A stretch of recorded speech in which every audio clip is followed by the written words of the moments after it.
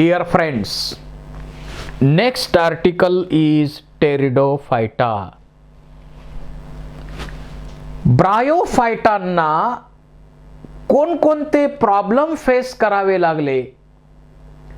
Plant body गॅमेटोफाइट आहे, जास्तीत जास्त वॉटरवर अवलंबून असणारी प्लांट बॉडी.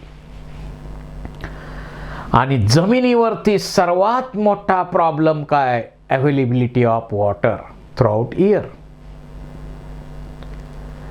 आणि मग गॅमेटोफाइटिक बॉडी जी आहे ती स्पोरोफाइटिक मध्ये कन्वर्ट केली पाहिजे. जास्त स्ट्रॉंग बॉडी निर्माण करणं गरजेचं आहे. आणि त्यासाठी ब्रायोफायटा मध्ये इव्होल्यूशन झालं आणि complete terrestrial body, terrestrial habit मध्ये सर्वाइव्ह होणारी बॉडी अस्तित्वात आली स्पोरोफाइट या टेरिडोफायटा मध्ये. टेरिडोफायटा ही टर्म सुरुवातीला हॅकेल नावाच्या सायंटिस्टनी वापरली. टेरॉन म्हणजे फिदरी बॉडी, तर फिदर्स दिसतात, पिसासारखी बॉडी दिसते म्हणून त्याला आपण टेरॉन, टेरिडोफाइट म्हणतो. हे सीडलेस प्लांट आहेत, फ्लावरलेस प्लांट आहेत, वॅस्क्युलर क्रिप्टोगॅम्स आहेत. यांच्यामध्ये सुरुवातीला कंडक्टिंग सिस्टीम अस्तित्वात आली. झायलम for conduction of water and minerals and phloem for conduction of organic compounds.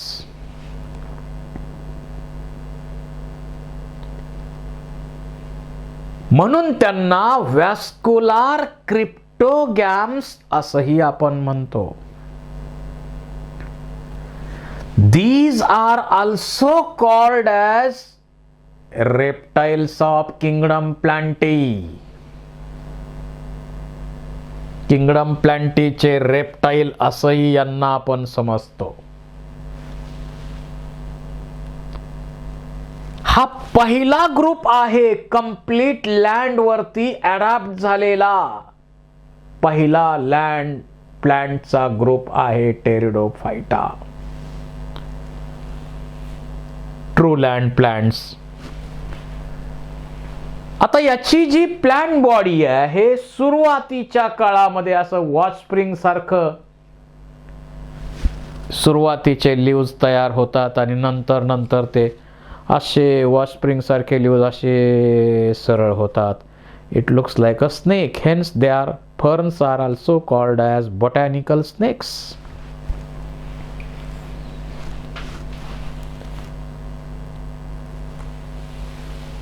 They includes horsetails, हे हॉर्सटेल्स आहेत आणि फर्न्स आहेत. They are found in cool damp shady places. Some flourish well sandy soil condition साठी सुद्धा आहे. Evolutionarily they are first terrestrial plants to possess vascular tissue. Xylem आणि phloem develop करणारे sporophytic plant body असणारे पहिले plant हे pteridophyte आहेत.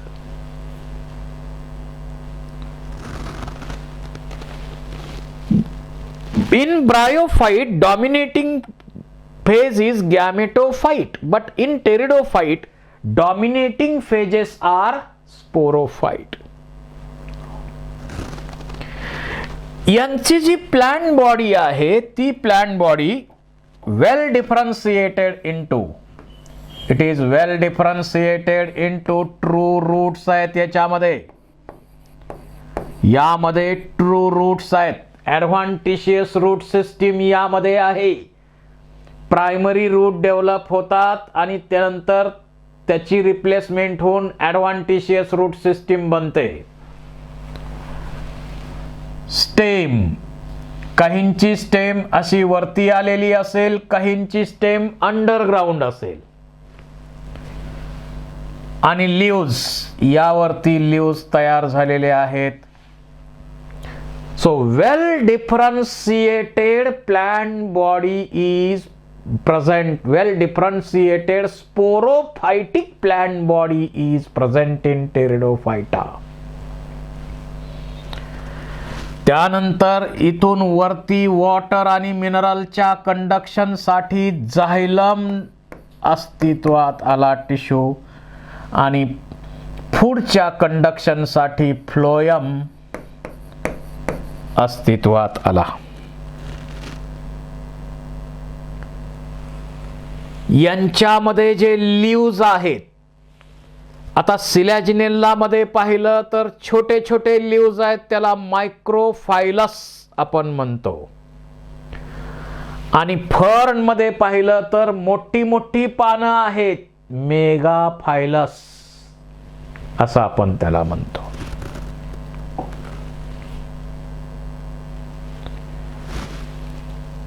त्यानंतर रॅटलस्नेक्स फर्न असेल, ऑस्ट्रिच फर्न असेल, ब्रॅकेन फर्न असेल, ॲस्पॅरागस फर्न आहे, ड्रायोप्टेरिस आहे, ॲक्टिनोटेरिस आहे. They are used for medicinal purpose. They are used as a soil binder. They are grown as a ornamental.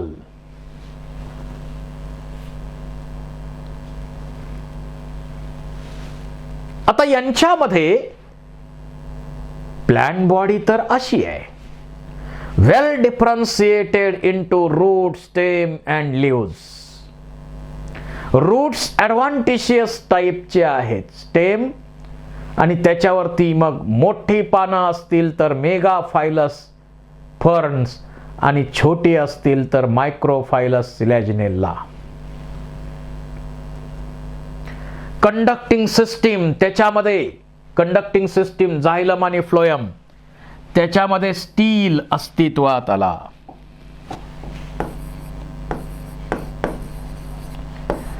पहिला स्टील ज्याच्यामध्ये झायलम, फ्लोएम आणि असोसिएटेड टिश्यू यांचा एक कॉलम तयार होतो त्या प्लांट बॉडी मध्ये, त्याला आपण म्हणतो स्टील. सर्वात प्रिमिटिव्ह टाईपचा स्टील आहे प्रोटोस्टील. प्रोटोस्टील. त्याच्यानंतर काही मध्ये अस्तित्वात आला सायफोनोस्टील. मग प्रोटोस्टील मध्ये अनेक व्हेरिएशन्स आहेत, सायफोनोस्टील मध्ये अनेक लिप गॅप वगैरे असे असलेले अनेक टाईप आहेत. तर स्टील यामध्ये अस्तित्वात आला आणि इव्होल्यूशन सुद्धा, स्टिलर इव्होल्यूशन इथं सुरू झालेला आहे. त्यानंतर रिप्रोडक्शनची प्रोसेस बघूया आपण. यांच्यामध्ये व्हिजिटेटिव्ह रिप्रोडक्शन स्पर फॉर्मेशन किंवा स्टोलॉनच्या मदतीनं होतं. त्यानंतर मेन रिप्रोडक्शनच्या मेथड्स आहेत, अगोदर असेक्शुअल, नंतर सेक्शुअल. या स्पोरोफाइट वरती असेक्शुअल आणि गॅमेटोफाइट वरती सेक्शुअल रिप्रोडक्शन इथं आपल्याला पाहायला मिळेल. आणि तुम्हाला माहिती आहे asexual reproduction takes place by spore formation.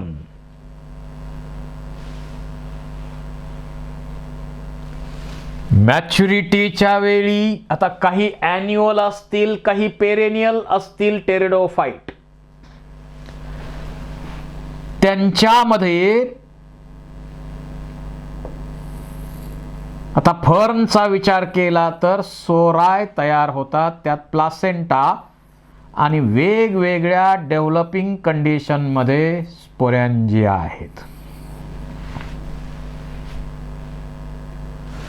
अशा सोराय डेव्हलप होतात. आता नेफ्रोलिपिस मध्ये किडनी सेप्ड इंडोसियम सुद्धा त्यावरती असतं. म्हणून तर नाव दिलंय nephrolepis.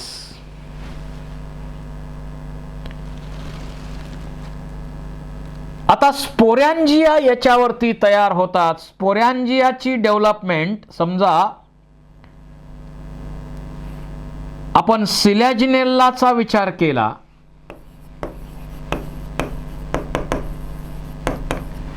In सिलॅजिनेल्ला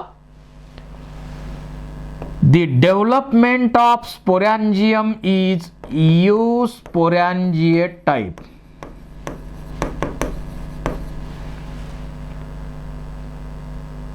That means sporangium develops from group of initial cell.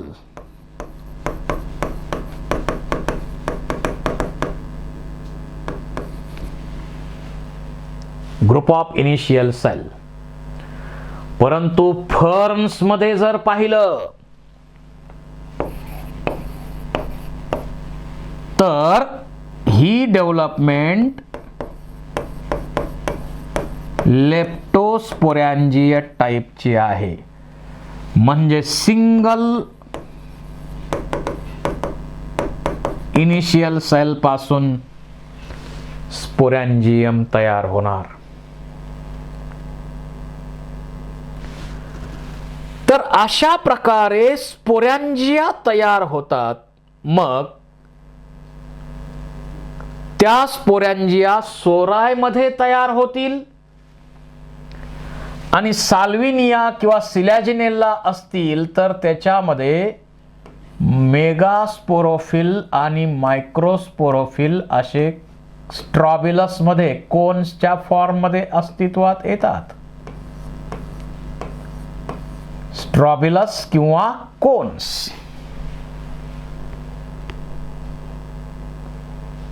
म्हणजे दोन प्रकारचे स्पोर्स सिलॅजिनेल्ला साल्विनिया मध्ये अस्तित्वात आहे.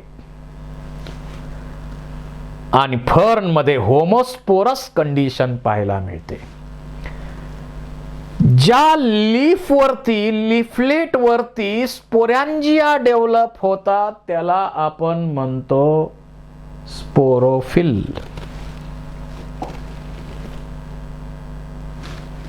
स्पोरोफिल म्हणतो आपण. आता सिलॅजिनेल्ला मध्ये इथं स्ट्रॉबिलाय तयार होतात.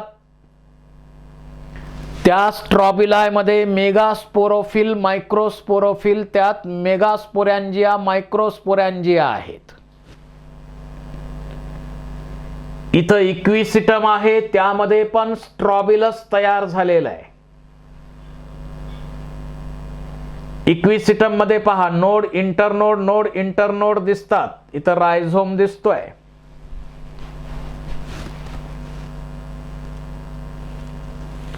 In some cases, sporophylls forms distinct compact structure called as strobili or cones in equisetum and silaginella. सांगितलं आपण आता. आता इथं ज्या सोराय तयार होतात इथं आपण पाहूया. फर्न मध्ये पाहिलं तर मॅच्युरिटीच्या वेळी लिफलेटच्या वेंट्रल साइडला वेन एंडिंगला डार्क ब्राऊन बॉडीज तयार होतात. यांना म्हणायचं सोराय. आणि या सोरस मध्ये प्लासेंटा टिश्यू आहे आणि वेगवेगळ्या डेव्हलपिंग कंडिशन मध्ये स्पोरॅन्जिया असतात. वेगवेगळ्या डेव्हलपिंग कंडिशन मध्ये स्पोरॅन्जिया आहेत. तर याच्यामध्ये तयार होणार स्पोरॅन्जिया. जर स्पोरॅन्जियमचं स्ट्रक्चर आपण एनलार्ज केलं तर या स्पोरॅन्जियम मध्ये हे कॅप्सूल आहे आणि हा स्टॉक आहे.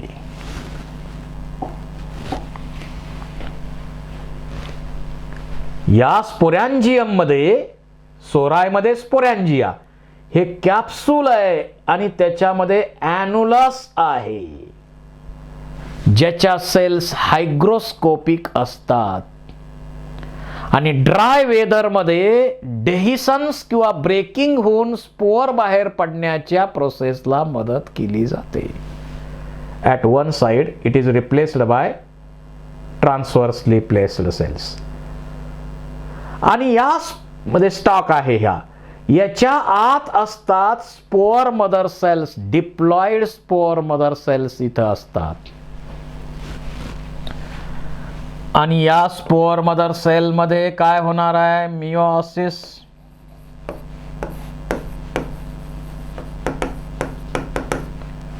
आणि त्यापासून तयार होणार आहेत spore tetrads. Unicellular, uninucleate, non motile haploid.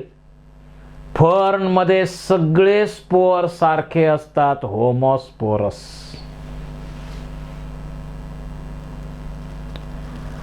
आणि साल्विनिया असेल किंवा सिलॅजिनेल्ला असेल त्याच्यामध्ये मेगास्पोरॅन्जिया पासून मेगास्पोर, त्यापासून फिमेल गॅमेटोफाइट, फिमेल प्रोथॅलस बनणार. आणि मायक्रोस्पोरॅन्जिया त्यापासून मायक्रोस्पोर, त्यापासून मेल गॅमेटोफाइट. दोन गॅमेटोफाइट वेगळे बनतात सिलॅजिनेल्ला मध्ये, कारण हेट्रोस्पोरस कंडिशन आहे. मेगास्पोर, मायक्रोस्पोर दोन वेगळ्या प्रकारचे स्पोर इथं तयार होतात. पण टेरिडोफाइटाच्या फर्न मध्ये होमोस्पोरस कंडिशन आहे. सगळे स्पोर सारखे तयार होतात आणि नंबर डेफिनेट आहे. 16 स्पोर मदर सेल असतील तर 64 स्पोर्स तयार होतात त्या स्पोरॅन्जियम मध्ये. आणि हे स्पोर जोपर्यंत अनफेवरेबल कंडिशन असेल तोपर्यंत तसेच राहतात. आणि ज्यावेळी कधी फेवरेबल कंडिशन निर्माण होईल त्यावेळी हे स्पोर्स, हा स्पोर आहे समजा, हा स्पोर जर्मिनेट होणार आणि अशी एक प्लॅन्ट बॉडी तयार होणार. इथं स्पोर्स डिस्पर्स कसे होतात ती पण डायग्राम दाखवलेली आहे. ड्राय वेदरमध्ये हायग्रोस्कोपिक सेलमधलं पाणी निघून जातं, प्रेशर क्रिएट होतं आणि मग तिथं ओपनिंग तयार होतं आणि स्पोर्स बाहेर फेकले जातात. ते स्पोर जोपर्यंत अनफेवरेबल कंडिशन असेल तोपर्यंत तसेच राहणार आणि फेवरेबल कंडिशन अवेलेबल झाली की त्यापासून बायसेक्शुअल मोनोसियस प्रोथॅलस बनवतात फर्न मध्ये. आणि मेल प्रोथॅलस वेगळं आणि फिमेल प्रोथॅलस वेगळं असे बनतात सिलॅजिनेल्ला साल्विनिया मध्ये. तर अशा प्रकारे असेक्शुअल रिप्रोडक्शनची प्रोसेस इथं होते स्पोअर फॉर्मेशन. आता हे स्पोअर मिओसिस डिव्हिजन झालेले असतात, तयार झालेले असतात. आणि sporangia produces spores by meiosis in spore mother cell. Spore germinate to give rise inconspicuous small multicellular free living photosynthetic thalloid gametophyte किंवा त्याला प्रोथॅलस म्हटलेलं आहे.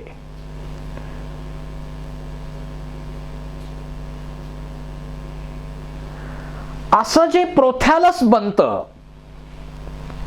प्रोथॅलस हे ऑटोट्रॉपिक एक बॉडीच आहे, त्याच्यामध्ये रायझॉइड्स आहेत. फोटोसिंथेटिक आहेत सेल्स, म्हणजे ऑटोट्रॉपिक बॉडी आहे, हॅप्लॉइड बॉडी आहे, गॅमेटोफाइट आहे हे. आता काही मध्ये बायसेक्शुअल, काही मध्ये युनिसेक्शुअल असेल. फर्न मध्ये बायसेक्शुअल आहे. तर या ठिकाणी रायझॉइड्स तयार झालेले दिसतात आपल्याला.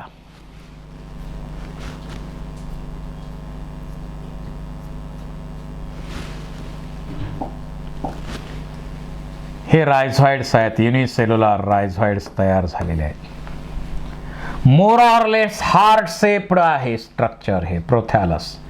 ऑटोट्रॉपिक आहे.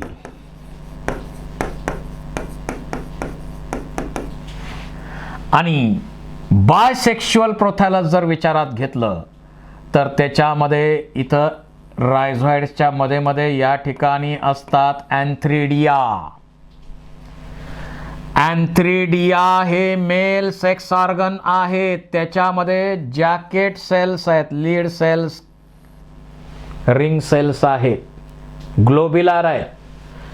त्याच्यामध्ये अँड्रोसाइट आणि शेवटी याच्यापासून बनणार मल्टीफ्लॅजिलेट अँथ्रेझॉइड.